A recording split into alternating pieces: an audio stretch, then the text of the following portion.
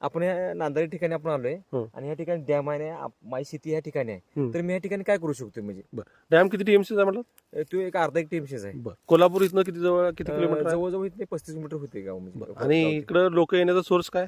आता आपल्याला कोथुली फाट्यापासून ह्या ठिकाणी म्हणजे पाचला जाण्यासाठी हायवे झाला चालू आहे आता म्हणजे. त्यामुळे कंटिन्यू रहदारी असणार. बघा आता तुम्ही इथं तुमचं बजेट काय आहे? आता सध्या तरी आपलं 0 बजेट आहे आता. मग आता तुम्ही काय करू शकता इथं माहिती आहे का? 0 बजेटमध्ये तुमची साईड एकदम टॉप लेवलची साईड आहे. मग फक्त काय होतं, आपल्याला कधी कधी त्या गोष्टीची किंमत नसते किंवा आपल्याला माहिती नसतं नेमकं करायचं काय. आता तुमच्याकडे डॅम ऑलरेडी अवेलेबल आहे, पाण्याची सोय अवेलेबल आहे, नेचर ऑलरेडी अवेलेबल आहे, तुमच्याकडे पब्लिक सुद्धा इथे येऊ शकते, काय प्रॉब्लेम नाही. तुम्ही ॲग्रो टुरिझम सुरू करा. तुम्ही लोकांना लाईव्ह किचन म्हणजे चुलीवरचं जेवण द्या. मग लोक काय करतील, एका दिवसासाठी येतील, जी प्रवासी लोक आहेत ते तुमच्याकडे जेवायला येतील लाईव्ह किचन मध्ये किंवा तुमच्या चुलीवरचं जेवण जेवायला येतील.